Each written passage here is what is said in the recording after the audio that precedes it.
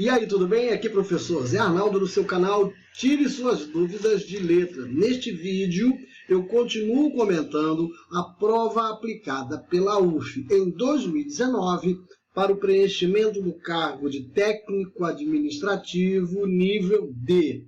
Essa prova é referente ao edital 337 de 2019, como eu lhe disse. Vamos continuar, eu já fiz as primeiras 10 questões e vou... já fiz as 10 primeiras questões e vou dar 11 até a 15, as 15 questões de língua portuguesa dessa prova. Vamos juntos?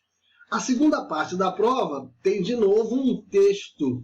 É o texto 2, o primeiro texto foi um texto jornalístico, agora nós temos um texto do grande Graciliano Ramos, um escritor da segunda fase do modernismo, do chamado romance de Trinto, romance regionalista. Só que aqui ele não está fazendo um texto de ficção, não. O Graciliano Ramos foi também prefeito da cidadezinha em que ele nasceu, Palmeira dos Índios, em Alagoas, e ele escreveu esse texto para dar conta da administração dele à frente da prefeitura. Vamos ler juntos? Havia em Palmeira inúmeros prefeitos, os cobradores de impostos, o comandante do destacamento, os soldados, outros que desejassem administrar.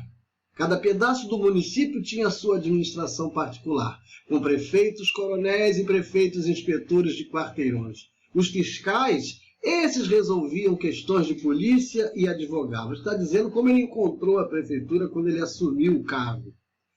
Ou seja, todo mundo mandava e ninguém mandava. Essa era uma bagunça, só isso que ele está dizendo.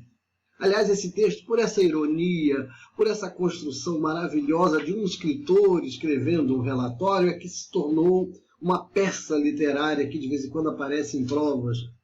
Para que semelhante anomalia, doença, desaparecesse, lutei com tenacidade e encontrei obstáculos dentro da prefeitura e fora dela. Dentro uma resistência mole, suave, de algodão em rama, ou seja, aquela resistência que não parece ser uma resistência de início. É quando você diz para alguém, você pode me ajudar aqui numa coisinha? E a pessoa diz, um minutinho só, eu já te ajudo. Aí você pensa que vai receber ajuda e não recebe. Não é alguém que diga na sua cara, não vou fazer nada, se vira aí, vai tomar banho. Não, calma, eu vou te ajudar assim, só um instantinho, e a pessoa não faz. Essa é a tal resistência mole, de algodão.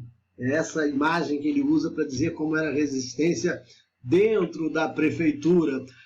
E fora uma campanha sorna, ou seja, preguiçosa, oblíqua, carregada de bilis. Bilis é aquele líquido secretado pelo fígado que deixa aquele gosto amargo na boca. Ou seja, ele não conseguia nem com as pessoas da prefeitura, nem com as que estavam fora dela.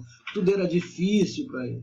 Pensavam uns que tudo ia bem nas mãos de Nosso Senhor, que administra melhor do que todos nós.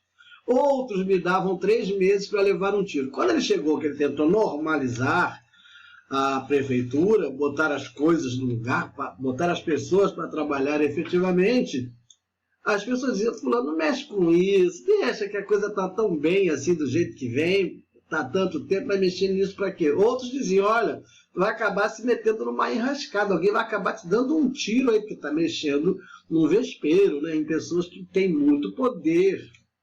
No último parágrafo, aliás, no penúltimo, dos funcionários que encontrei em janeiro do ano passado, restam poucos. Saíram os que faziam política e os que não faziam coisa nenhuma. Os atuais não se metem onde não são necessários, cumprem as suas obrigações e, sobretudo, não se enganam em contas. Devo muito a eles. Ou seja, ele tirou quem não trabalhava, ficou com aqueles que eram efetivamente eficazes naquilo que deveriam fazer e, sobretudo, que não erravam em contas, que não se corrompiam, se é que você me entende. Não sei se a administração do município é boa ou ruim. Talvez pudesse ser pior. Você notou aí na leitura do texto que ele tem palavras grafadas como na época em que ele foi escrito. Você sabe que a ortografia, o jeito de escrever uma língua se altera com o tempo. Essa é uma escrita típica do início do século XX. Aí vem a questão 9. Graciliano Ramos, um dos maiores nomes da literatura brasileira, tornou-se prefeito de Palmeira dos Índios em Alagoas, em 1927. Seus relatórios ao governador ficaram conhecidos pela qualidade literária, além de seu trabalho como servidor público ser reconhecido como de excelência. No fragmento em tela, percebe-se a grafia de outros tempos, e para além disso, uma linguagem que foge da objetividade e da formalidade comuns a textos de documentos oficiais, como se comprova com. Então a gente vai buscar um trecho em que haja literariedade, haja um procedimento que não é típico de um relatório de um prefeito a um governador. Não é típico de um ofício, de um memorando, de um texto oficial, de um requerimento, de um texto que exige linguagem denotativa. O trecho, portanto, que você vai buscar nas opções é aquele em que haja linguagem conotativa, que haja figura de linguagem. Vamos ver. Pleonasmo. Dos funcionários que encontrei em janeiro do ano passado, restam poucos. Não há nada aqui. Aí é uma informação denotativa. Ele mandou embora aqueles que ele considerava que eram ineficientes. Na letra B, paráfrase. Em cada pedaço do município tinha sua administração particular. Não há paráfrase aí. A paráfrase, para você lembrar, é o processo pelo qual alguém diz com as suas palavras aquilo que outra pessoa disse. É reproduzir do seu jeito aquilo que foi ouvido ou lido. Ou percebeu? Isso é paráfrase. Não há paráfrase aqui.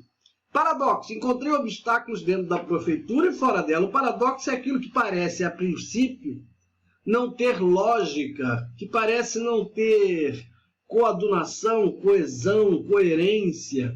Não há isso aqui na letra C. Metáfora. Em uma resistência mole, suave de algodão. Opa! Aqui é uma literariedade. Ele está dizendo que a resistência que ele percebia dentro da prefeitura era uma resistência de algodão. Olha como há uma comparação implícita, que é o que configura a metáfora. Ele não está dizendo que a resistência era como um algodão. A resistência era de algodão. Essa é a metáfora. Aqui está um trecho em que ocorre um tipo de linguagem que não é comum nesse texto oficial de um prefeito para um governador. Essa é a letra para a gente marcar, a letra D. Vamos ver a letra E, metonímia. Os fiscais, esses resolviam questões de polícia e advogavam. A metonímia, você sabe, ocorre quando nós dizemos, por exemplo, eu li Machado durante as férias. Eu não li Machado, na verdade, eu li a obra de Machado, um livro de Machado. Agora mesmo eu estava vendo no jornal, o Flamengo desembarcou em São Paulo para o jogo. O Flamengo não desembarcou, quem desembarcou foi o time do Flamengo. O Flamengo continua sendo ali na Gávea, na zona sul do Rio de Janeiro, percebe? Metonímia é isso e isso não ocorre na letra E. Então, na número 9, o que nós temos como resposta é a letra D, metáfora. 10. De acordo com o novo acordo ortográfico. Não, essa não serve. Essa foi anulada, atenção. Lá no edital eu vi que essa questão está anulada e realmente não há uma resposta boa para essa. Nós vamos pular, então, esse trecho aqui. Nós vamos fazer assim, ó. Tira isso daqui. Ó. 11. A forma verbal sublinhada. Pensavam uns que tudo ia bem nas mãos de Nosso Senhor. Concorda com o sujeito simples posposto uns. Sim, o uns aí significa alguns. Pensavam alguns. Quem é que pensava? Uns, alguns, que tudo ia bem nas mãos de Nosso Senhor. Então, a palavra uns é um pronome indefinido equivalente a alguns que funciona como sujeito do verbo pensar. Quem é que pensava? Alguns, uns, que tudo ia bem nas mãos de Nosso Senhor. É um sujeito posposto, lembra disso? Sujeito posposto é aquele que vem depois do verbo. Normalmente, o lugar do sujeito é antes do verbo. Então, eu digo assim, alguns transeuntes viram o acidente. Mas eu posso dizer, viram o acidente alguns transeuntes. Aí eu coloquei o sujeito depois do verbo. E aí se chama sujeito posposto. O lugar normal do sujeito na língua portuguesa é antes do verbo. Sujeito anteposto. A ordem natural da língua portuguesa é sujeito, verbo, complemento. Ok? Então essa é a certa. Beleza, não tem nem mais o que pensar. Essa é a boa. Letra A. B. Retoma o termo inúmeros prefeitos? Não retoma nada. Ele é sujeito, antecipa o termo dos funcionários, não antecipa porque esses dos funcionários nem tem referência a uns. Indica um sujeito sintaticamente indeterminado, não é indeterminado, o sujeito está explícito, determinado, é a palavra uns. E expressa um sujeito oculto. O oculto é aquele em que se percebe pela desinência do verbo. Por exemplo, se eu pergunto, fizeste a prova? Esse sujeito é oculto, mas eu sei que o sujeito é tu, porque essa terminação S-T-E só aparece na segunda pessoa do singular. Percebeu? Então é um sujeito oculto. Vamos para o número 12. Agora vem aqui um texto oficial. E aí nós vamos comparar esse texto com o texto do Graciliano. Veja a linguagem desse texto. No ofício circular número expedido pelo Ministério da Educação em 8 de janeiro de 2020 aos dirigentes das instituições federais de ensino superior, acerca lê-se o seguinte no corpo do texto. Atenção, vem o texto. Senhores dirigentes, isso é o vocativo, ok? 1. Cumprimentando-os cordialmente, vimos lembrar que nos termos da portaria MEC número de 19, os limites de provimento de cargos autorizados nos bancos de professor equivalente e nos quadros de referência de servidores técnico-administrativos e educação para o exercício de 2020 serão divulgados oportunamente por esta Secretaria de Educação Superior após a promulgação e publicação da lei orçamentária. Então, por enquanto, não vai sair. Tem que sair primeiro a lei para depois contratar. Número 2. Embora seja do conhecimento de todo, cumpre-nos reiterar, dizer de novo, ratificar, que não estão autorizados até a presente data provimentos de cargos de docentes e técnicos das universidades federais para o ano 2020. Não pode contratar ninguém, é o que está dizendo até a promulgação da tal lei lá.